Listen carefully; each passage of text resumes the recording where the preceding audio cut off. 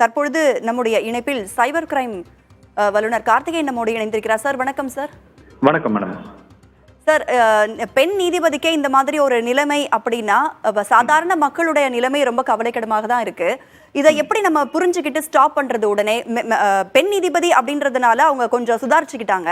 சாதாரண மக்கள் வந்துட்டு எப்படி இதை புரிஞ்சுக்கிட்டு அண்டர்ஸ்டாண்ட் பண்ணிட்டு இவங்க நம்மள ஏமாத்துறாங்க அப்படின்றத எப்படி புரிஞ்சு நடந்துக்கிறது? எந்த இடத்துல ஸ்டாப் பண்ணணும் சார்?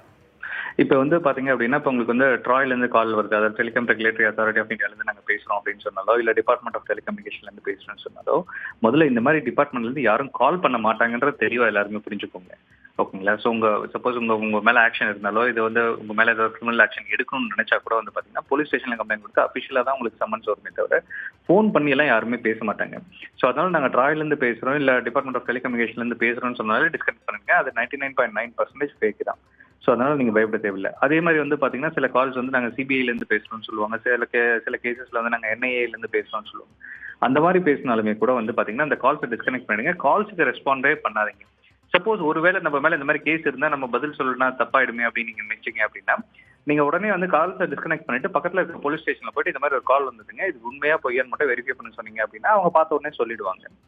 நிறைய கேசஸில் என்ன ஆகும் அப்படின்னு பார்த்தீங்கன்னா, கால் பண்ணிட்டு இந்த மாதிரி நம்ம இப்போ அவங்க கேட்குற கேள்விக்கு நம்ம பதில் சொல்கிறோமா அப்படின்றத பார்ப்பாங்க. நீங்கள் பதில் சொல்கிறீங்க அப்படின்னா உங்கள் பயம் தான் அவங்களோட இன்வெஸ்ட்மெண்ட். நீங்கள் எந்த அளவுக்கு பயப்படுறீங்களோ அந்த அளவுக்கு உங்களை வச்சு மிரட்டி உங்ககிட்ட இருந்து பணம் வாங்குவாங்க. நாங்கள் அடுத்த ஆக்ஷன் எடுக்க போகிறோம், அரெஸ்ட் பண்ண போகிறோம், ஆஃப் அன் ஹவரில் உங்களை அரெஸ்ட் பண்ணிடுவோம், போலீஸ் உங்கள் வீட்டுக்கு முன்னாடி தான் நின்றுட்டு இருக்காங்க, உள்ளே வந்துருவாங்க, இந்த மாதிரிலாம் சொல்லி நிறைய மிரட்டுவாங்க. இதுக்கெல்லாம் எதுக்குமே நீங்கள் பயப்படாதீங்க. வாட்ஸ்அப்பில் சில கோர்ட் ஆர்டர்ஸ் அனுப்புகிறோம், அதே மாதிரி வாரண்ட் அனுப்புகிறோம், அரெஸ்ட் வாரண்ட் இருக்குது அனுப்புறோம்னு சொல்லி வாட்ஸ்அப்பில் உங்களுக்கு அனுப்புவாங்க, இல்லை டெலிகிராம் மூலியமாக அனுப்புவாங்க. அதையும் நீங்கள் பிலீவ் பண்ணாதீங்க.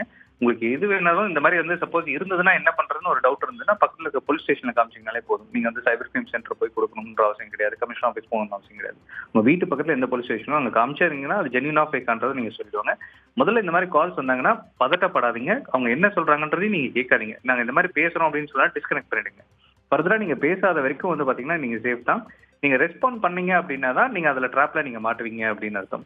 அண்ட் மோர் ஓவர் இந்த மாதிரி கால்ஸ் எல்லாம் ஆரிஜினேட் ஆகிறது இது வரைக்கும் அவுட் ஆஃப் அவர் எக்ஸ்பீரியன்ஸ் நாங்கள் பார்த்தது எல்லாமே பார்த்தீங்கன்னா, கம்போடியா, தாய்லாந்து, லாவோஸ், இந்தோனேஷியா இங்கிருந்து தான் இந்த கால்ஸ் எல்லாமே ஆரிஜினேட் ஆகுது. அங்கே பார்த்தீங்க அப்படின்னா சைபர் கிரைம்ஸ் ஒரு ஆர்கனைஸ்டு வெல் ஆர்கனைஸ்டு டீமாவே அங்கிருந்து அவங்க ஆப்ரேட் பண்ணிட்டு இருக்காங்க.